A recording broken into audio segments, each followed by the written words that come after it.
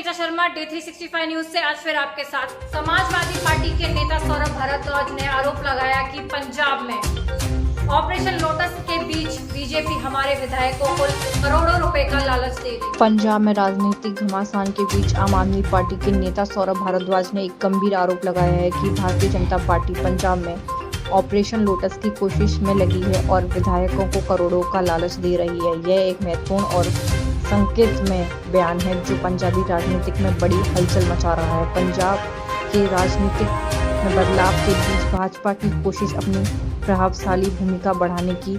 सौरभ भारद्वाज के आरोप के अनुसार भाजपा अब पंजाब में ऑपरेशन लोटस के माध्यम से आम आदमी पार्टी के विधायकों को अपनी ओर खींचने की कोशिश कर रही है। भाजपा की इस कदम के पीछे क्या है, इस पर अब बहुत सोच रहा है। क्या यह एक राजनीतिक खेल है जिसका उद्देश्य अब पंजाब में भाजपा की भूमिका को मजबूत करना या फिर कुछ और है, इस पर अभी स्पष्ट नहीं है, लेकिन इसकी जांच की जा रही है। भारद्वाज का आरोप यह भी है कि भाजपा विधायकों को लालच दे रही है, जो एक चिंताजनक संकेत है। अगर यह सच है तो ये राजनीतिक नीतियों और मूल्यों के खिलाफ एक महत्वपूर्ण उल्लंघन होगा। महोबा हाईवे पर दो ट्रकों की हुई आमने सामने टक्कर, हादसे में लगी भीषण आग, जिंदा जले दो ड्राइवर। यूपी के महोबा जिले में देर रात हाईवे पर दो ट्रकों की आमने सामने टक्कर हुई। इस टक्कर के चलते ट्रक में आग लग गई, जिससे ट्रक में मौजूद दोनों ही चालक जिंदा जल गए। इस दर्दनाक घटना को देख मौके पर उपस्थित लोग सिहर उठे। फिलहाल पुलिस ने शवों को कब्जे में लेकर पोस्टमार्टम के लिए भेज दिया है। मृतकों के परिजनों को सूचना भेज दी गई है। वहीं घटना की सूचना पर एसएसपी, एसडीएम सहित यातायात और फायर ब्रिगेड कर्मी मौके पर पहुंच गए, जहां फायर ब्रिगेड ने 3 गाड़ियों के साथ बड़ी मुश्किल से ट्रकों की आग बुझाई और मृतकों के शवों को पोस्टमार्टम के लिए भिजवा दिया गया। क्या ब्रजभूषण बना रहे पार्टी पर दबाव, टिकट सस्पेंस पर तीखा बयान, मैं विष नहीं पीऊंगा, ब्रजभूषण बाहुबली ने किया जंग का ऐलान।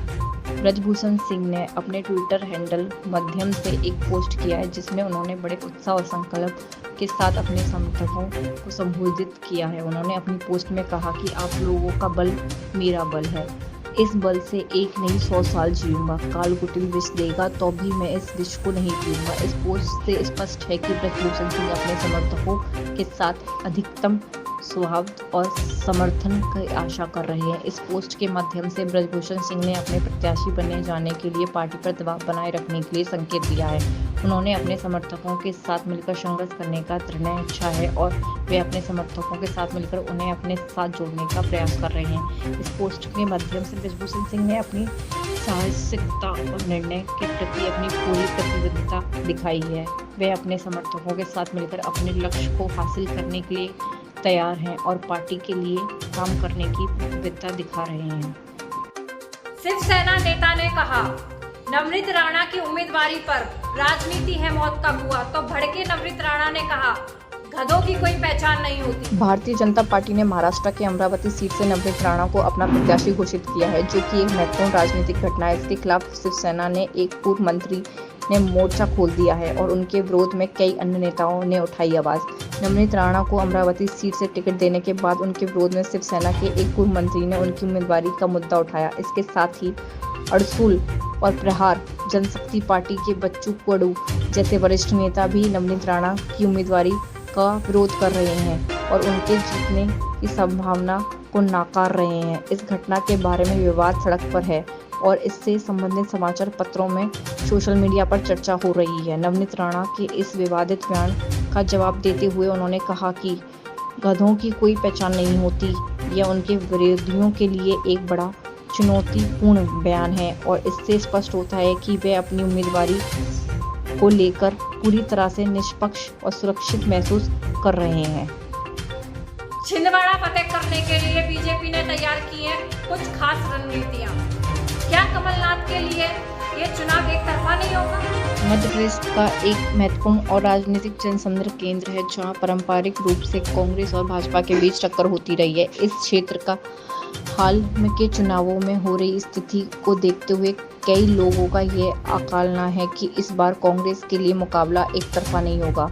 नकुलनाथ 2019 में सांसद बने जरूर, लेकिन उनकी जीत का अंतर महज 37,000 536 मतों का रहा था। वहीं कमलनाथ भी सिर्फ 25,000 वोटों से ही विधानसभा का चुनाव जीत पाए थे। बीजेपी की एएमपी की सभी 19 लोकसभा सीट जीतने के दावे में सबसे बड़ा रोड़ा छिंदवाड़ा सीट है। इस सीट से कांग्रेस कमलनाथ 9 बार सांसद रहे हैं और उनके बाद बेटे नकुलनाथ यहां से सांसद हैं, लेकिन इस बार बीजेपी छिंदवाड़ा सीट को नाक का सवाल बना लिया है। लोकसभा चुनाव से पहले सरकार ने मजदूरों के लिए खोला खजाना। अब मनरेगा मजदूरों को मिलेगा ज्यादा पैसा।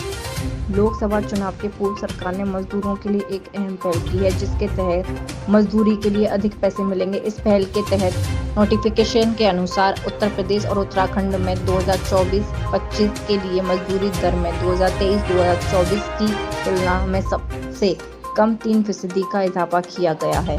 मजदूरी की दर में इस तरह के इजाफा उत्तर प्रदेश और उत्तराखंड में मजदूरों के लिए एक बड़ी राहत हो सकती है। यह राज्य भारतीय अर्थव्यवस्थाओं में एक मुख्य भूमिका निभाते हैं और यहाँ के मजदूर अक्सर मेहनत करते हैं। इसके बावजूद वे अक्सर अपने व्यावसायिक मूल्य के अनुपात में प्राप्त नहीं होते हैं। सरकार द्वारा किया गया यह निर्णय इस बात का परिणाम है कि सरकार मजदूरों के लिए अधिकारों का महत्वपूर्ण मानती है। सीटों पर चल रही है मनमानी। गठबंधन में धर्म पर उठ रहे हैं सवाल। महाराष्ट्र से बिहार तक इंडिया ब्लॉक में कुछ भी सही नजर नहीं आ रहा।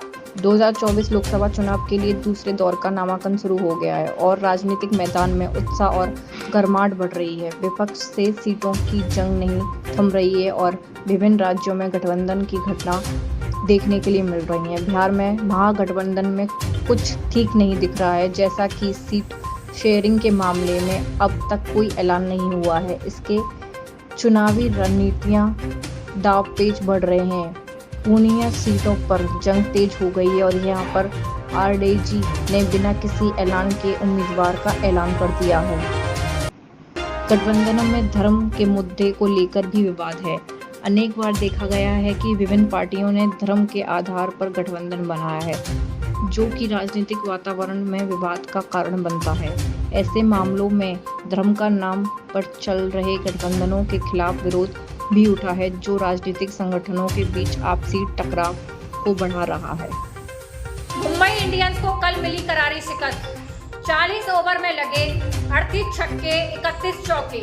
सनराइज हैदराबाद और मुंबई इंडियंस मैच के बीच हुई रनों की बारिश, टूटे कई रिकॉर्ड। इस मुकाबले में दोनों टीमों ने मिलकर कुल 523 रन बनाए, जो किसी मेंस T20 मैच में सर्वाधिक रनों का रिकॉर्ड बनाया गया।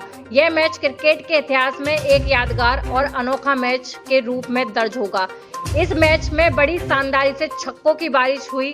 कुल मिलाकर 38 छक्के लगाए गए, जो पहली बार मेंस T20 क्रिकेट में इतने 6 लगाने का रिकॉर्ड है। यह एक आंकड़ा खेल में बल्लेबाजों की मेहनत को दर्शाता है, जो एक बार फिर दर्शकों को खास प्रदर्शन देने में सक्षम रहे। मथुरा थाना हाईवे से चंद दूरी पर सरेआम एक युवक को जिंदा जलाकर मार डाला। मृतक के पिता ने ससुराल पक्ष पर लगाए गंभीर आरोप। मथुरा में बड़ी वारदात को अंजाम दिया। आदमी को जिंदा जलाया हुई मौत। थाना हाईवे के 200 कदम दूरी की घटना। मृतक विजय पुत्र पप्पू निवासी महोली, उम्र 22 साल। मृतक अपने पिता के साथ आ रहा था थाने। नवजादों ने मोटरसाइकिल से खींचकर सड़क के किनारे दिया घटना को अंजाम।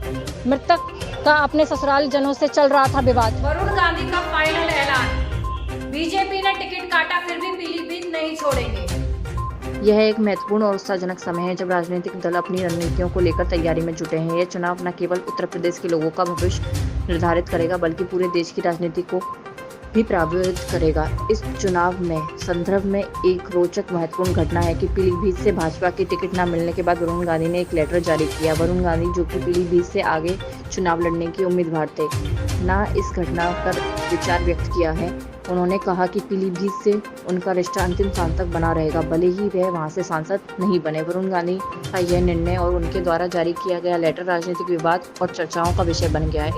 कुछ लोग राजनीतिक चालाकियों का एक उदाहरण मान रहे हैं, जबकि कुछ लोग इसे नृत्य की बहादुरी और सिद्धांतों की खराई का एक परिचायक मान रहे हैं। वरुण गांधी का यह निर्णय उनकी व्यक्तित्व में एक नई दिशा दर्शाता है। यह दिखाता है कि वे अपने सिद्धांतों और मूल्यों पर अड़ाई बनाए रखने के लिए तैयार है।